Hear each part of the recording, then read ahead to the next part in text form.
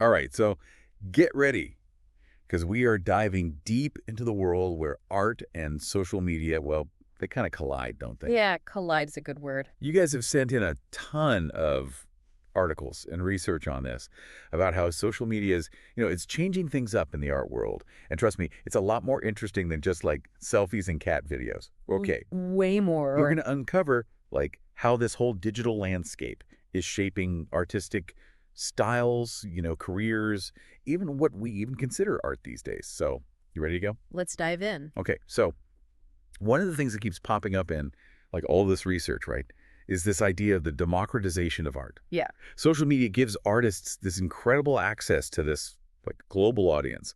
They can bypass those, those traditional gatekeepers like those snooty galleries and just put their work out there for everyone to see. What do you think about all this? I think it's true. Social media has kind of blown the doors open, right? Like anyone with a smartphone can theoretically reach millions of people. Well, But it's not as simple as saying, okay, everyone with a phone is suddenly the next like, you know, Picasso or something. There's more to it. totally, totally. It's more Yeah. nuanced for sure. It is. And we have a perfect example of this, right? Like, remember Beeple? Oh, yeah, the NFT guy. Yeah, he went from posting this like daily digital art to having this like crazy multi-million dollar NFT sale. And I mean, come on, it wasn't just luck, right? Like this guy, he brilliantly like used the platform's algorithm. Like he understood how it worked and he consistently engaged his audience. He built up this anticipation for his work. Yeah, he definitely like played the game well, but also his art, it really resonated with people. Absolutely. It's like this whole new style. But it really makes you think like 10 years ago, could someone with his style even like be considered an artist by the, the mainstream art world? I mean, probably not, right? Like you think about it, historically, it was like galleries, museums, critics, those were like the big guys. They decided, what was worthy, what was good art, what wasn't. And it's like now platforms like Instagram, they're almost like these digital patrons. Yeah. Like they have the power to kind of, well, choose who gets seen, who gets that attention. But I mean, just like those old Medicis, they had their preferences, right? Well, Yeah. algorithms do too. Oh, totally. They totally have their biases. Yeah. So that brings us to something else, right? The actual art itself. Because it feels like social media has pushed the boundaries of what we even think of as art, wouldn't you say? Oh, for sure. It's not just about pretty pictures anymore. Right. It's like way more dynamic. Exactly. Like one of the articles he sent, it talked about how TikTok, short form video platform, Yeah. it's actually spawned this whole genre of super short video art. Oh, wow. Almost like haiku, but with dance and special effects, and it's pretty wild. That's really cool. Yeah.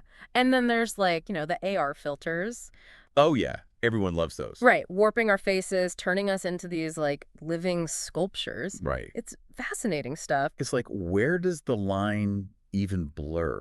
Like, who's Right. the artist? Mm. Is it the person who made the filter or the tech itself, or even the user who's like interacting with it and creating something new? Yeah, I mean, there was this one study we were looking at, and it was arguing that those AR filters, because they're so accessible, they're actually democratizing art in this way that, like, even paintbrushes couldn't. Wow, yeah, that's deep.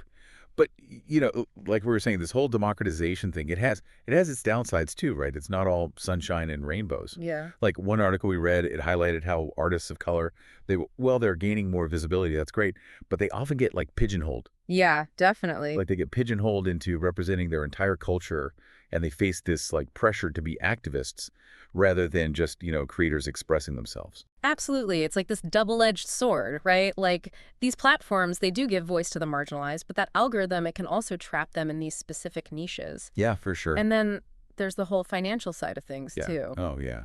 Money always complicates things. It does. Like, on the one hand, artists can crowdfund, on Patreon, things like that. That's great. It gives them some independence. But it's also created this expectation of constant content. Always hustle, always be creating. Right. And it kind of blurs that line between, like, art and labor. Yeah. There was this one artist quoted in one of the articles, and they said, social media is my gallery, my storefront, and my unpaid intern all at once. Oh, wow. And it really makes you wonder, at what point does chasing those likes and followers, at what point does that become detrimental to the art itself? Does it make the art suffer? That's a good question. And actually, a lot of the sources that you sent, they mention this anxiety that artists feel around trends. Like there was this one study, it found that visual artists on Instagram, they're actually like converging towards similar aesthetics. Oh, really? Yeah, and the study suggested that maybe they're sacrificing originality just for that algorithmic favor, for those likes. Like instead of museums dictating style, now it's data. That is kind of scary. And what about, like, the artists themselves? I mean, we know that social media can be, well, a lot for anyone's mental health. Mhm. But for artists, it's like their work is so personal. Totally. And they're putting themselves out there, in a very vulnerable way. They are. One artist described it as like performing your vulnerability for an audience that can be both supportive, obviously, but also like really brutal. Oof, It yeah. makes you think, is this like hypervisibility, is it even sustainable in the long run? Yeah, good question. Especially when you think about like how easily things are shared and copied online. Like copyright is so flimsy in the digital world. Oh, tell me about it. One article suggested that maybe blockchain tech, things like NFTs, maybe that could offer a solution. But it's still very early days for that. What about the legal stuff? What stood out to you from all the articles you read? Honestly, the whole debate about whether memes can even be considered art, Oh, yeah.